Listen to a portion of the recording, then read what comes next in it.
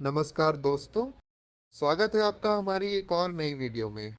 अगर आप किसी से बहुत प्यार करते हैं, लेकिन वह आपसे दूर हो गया है, या फिर आप जानना चाहते हैं कि नो कांटेक्ट रूल आखिर क्या होता है और यह कैसे काम करता है, तो यह वीडियो आपके लिए है। आज की इस वीडियो में हम विस्तार से जानेंगे कि नो कांटेक्ट रूल क्या है, ये कैसे काम करता है, कब इसे अपनाना चाहिए और क्या इससे सच में सामने वाला व्यक्ति वापस आ सकता है या नहीं। तो वीडियो को अंत तक ज़रूर देखें क्योंकि बीच में छोड़ी गई जानकारी आपको अधूरी समझ दे सकती है। चलिए बिना किसी देरी के शुरू करते हैं। नमस्कार दोस्तों, आज मैं आपको एक ऐसी कहानी सुनाने जा रहा हूँ जो शायद आपकी सोच बदल दे। यह एक काल्पनिक कहानी है, लेकिन इससे मिलने वाली सीख असली है। कहानी शुरू होती है राहुल और पूजा से। राहुल और पूजा एक दूसरे से बहुत प्यार करते थे। दोनों की बात सुबह से लेकर रात तक होती थी। हर छोटी बड़ी बात एक दूसरे से शेयर करते थे। लेकिन धीरे धीरे रिश्ते में बदलाव आने लगा। राहुल हर समय पूजा को कॉल करता, बार बार मैसेज करता, और अगर पूजा 10 मिनट तक जवाब न दे तो परेशान हो जाता। दूसरी तरफ पूजा अपनी पढ़ाई और नौकरी में व्यस्त रहने लगी थी। एक दिन दोनों के बीच बहुत बड़ा झगड़ा हुआ। गुस्से में पूजा ने कहा, मुझे कुछ समय चाहिए। लेकिन राहुल ने ये बात नहीं मानी। अगले ही दिन उसने 40-50 मैसेज भेज दिए, कई बार कॉल किया, सोशल मीडिया पर भी लगातार मैसेज करता रहा। पूजा और दूर होती चली गई। राहुल बहुत परेशान था। उसे लगा कि अगर वह लगातार कोशिश करेगा तो पूजा वापस आ जाएगी, लेकिन हर कोशिश उल्टा असर कर रही थी। फिर राहुल के एक दोस्त ने उससे कहा, अगर सामने वाला व्यक्ति समय और दूरी चाहता है तो उसकी बात का सम्मान करो, पहले खुद को संभालो।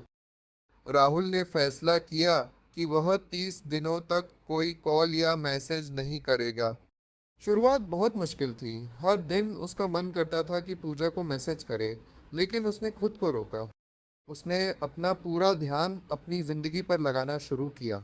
वो सुबह दौड़ने लगा, जिम जाने लगा, नई किताबें पढ़ने लगा, अपने करियर पर ध्यान दिया, परिवार और दोस्तों के साथ समय बिताने लगा। धीरे धीरे राहुल पहले से ज्यादा आत्मविश्वासी और खुश रहने लगा। करीब 1 महीने बाद पूजा ने देखा कि राहुल अब उसे परेशान नहीं कर रहा। उसने राहुल की सोशल मीडिया प्रोफाइल देखी।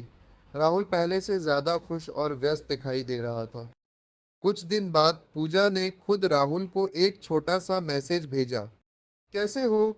राहुल ने तुरंत जवाब नहीं दिया। उसने कुछ घंटे बाद शांति से जवाब दिया, मैं ठीक हूँ, उम्मीद है तुम भी ठीक होगी। अब बातचीत पहले जैसी नहीं थी। दोनों ने धीरे धीरे बात शुरू की। कुछ दिनों बाद दोनों मिले। इस बार राहुल पहले जैसा जरूरत से ज्यादा चिपकने वाला नहीं था। वह शांत था, आत्मविश्वासी था और सामने वाले की बात सुन रहा था। पूजा ने कहा, तुम पहले से बहुत बदल गए हो। राहुल मुस्कुराया और बोला, मैंने सीखा कि किसी से प्यार करने का मतलब उसे बार बार रोकना नहीं, बल्कि उसकी भावनाओं का सम्मान करना भी है। धीरे धीरे दोनों ने अपने रिश्ते को एक और मौका दिया। लेकिन दोस्तों, हर कहानी का अंत ऐसा नहीं होता। कई बार नो कांटेक्ट रूल के बाद सामने वाला व्यक्ति वापस नहीं आता, और यह भी बिल्कुल सामान्य है। अगर कोई वापस नहीं आता तो इसका मतलब ये नहीं कि नो कांटेक्ट रूल असफल हो गया। इसका मतलब सिर्फ इतना है कि वह रिश्ता आगे नहीं बढ़ना था। नो कांटेक्ट रूल का सबसे बड़ा फायदा यह है कि आप खुद को संभालते हैं, भावनात्मक रूप से मजबूत बनते हैं और अपनी जिंदगी को बेहतर बनाने पर ध्यान देते हैं। अगर सामने वाला वापस आता है तो रिश्ता सम्मान और समझदारी के साथ आगे बढ़ सकता है। अगर नहीं आता तब भी आपने खुद को खोने के बजाय खुद को बेहतर बनाया। यही इस कहानी की सबसे बड़ी सीख है। नो कांटेक्ट रूल किसी को मजबूर करके वापस लाने का तरीका नहीं है, ये खुद को बेहतर बनाने का तरीका है। कई बार नो कॉन्टैक्ट रूल के बाद सामने वाला व्यक्ति वापस नहीं आता और ये भी बिल्कुल सामान्य है। अगर कोई वापस नहीं आता तो इसका मतलब ये नहीं कि नो कॉन्टैक्ट रूल असफल हो गया। इसका मतलब सिर्फ इतना है कि वह रिश्ता आगे नहीं बढ़ना था। नो कॉन्टैक्ट रूल का सबसे बड़ा फ़ायदा ये है कि आप खुद को संभालते हैं, भावनात्मक रूप से मजबूत बनते हैं और अपनी ज़िंदगी को बेहतर बनाने पर ध्यान देते हैं।